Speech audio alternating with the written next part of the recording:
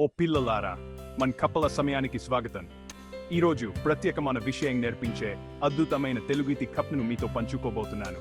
ఎప్పుడో చాలా కాలం క్రితం పచ్చని చెట్లతో నిండిన ఓ పారిలో రాము అనే తెలివైన మంచి మనసున్న ముసలాయన ఉండేవారు.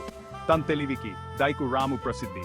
ఓ రోజు ఉదయం చాలా ఆస్తిగా ఉండే చిలిపి కుర్రాడు రవి ఒక ప్రశ్నతో రాము దగ్గరికి వెళ్లారు.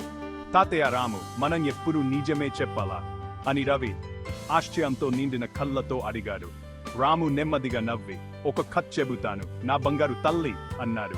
ఒకప్పుడు ఓ గొర్రెల కాపరి పిల్లవారు ఉండేవారు. ప్రతిరోజు తన గొర్రెలను మేత్ కోసం పచ్చని కొండలకు తీసుకెళ్లేవారు. ఒకరోజు బోర్ కొట్టి చిలిపిగా ఆలోచిస్తూ భారీ వాళ్లను కాస్త ఆట పట్టిస్తే ఎలా ఉంటుంది అనుకున్నారు. అందుకే గట్టిగా హరిచారు, తోడేలు తోడేలు రక్షించండి, తోడేలు నా గొర్రెలపై దాడి చేస్తోంది. అతని అరుపులు విని ఆరివాళ్లు పరుగెత్తుకుంటూ వచ్చారు. కాని అక్కడికి చేరుకున్నాక వాళ్లకు ఏ తోడేలు కనిపించలేదు. పిల్లవారు వాళ్ళ బెంబేలు పడిన ముబాలు చూసి పక్పక నవ్వారు. సరదాగా అన్నారు. వారివాళ్లు అస్సలు సంతోషించలేదు. కాని తమ పనులకు తిరిగి వెళ్ళిపోయారు. కొన్ని రోజుల తర్వాత ఆ పిల్లవారు మళ్ళీ అదే పని చేశారు. తోడేలు తోడేలు రక్షించండి అని అరిచారు. మళ్ళీ ఆరివాళ్లు పరుగెత్తుకుంటూ వచ్చారు. కాని ఏ తోడేలు లేదు. ఈసారి వాళ్లకు చాలా కోపం వచ్చింది. మళ్ళీ అబద్ధం చెప్పొద్దని హెచ్చరించారు. కాని ఒకరోజు నిజంగానే ఓ తోడేలు వచ్చింది.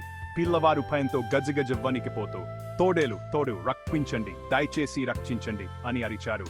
కాని ఈసారి ఆరివాళ్లు మళ్ళీ అబద్ధం చెబుతున్నాని అనుకున్నారు. ఎవరు రాలేదు. ఆ రోజు పిల్లవారు చాలా గొర్రెలను పోగొట్టుకున్నారు. రాము రవి వైపు చూసి, చూశావా నాన్న, నువ్వు ఎప్పుడు నిజమే చెబితే ప్రజలు నిన్ను నమ్ముతారు. కానీ ఒక్కసారి అయినా అబద్ధం చెబితే నిజంగా సాయం కావాలన్నప్పుడు కూడా నిన్ను నమ్మరు అని చెప్పారు. రవి తల ఆపి ఆ పావాన్ని అర్థం చేసుకున్నారు. ఆ రోజు నుండి ఎప్పుడు నిజమే చెప్పాలని తనకు తానే మాటిచ్చుకున్నారు. కాబట్టి పిల్లలారా, నిజాయితీ అనేది చాలా ముఖ్యమైనది.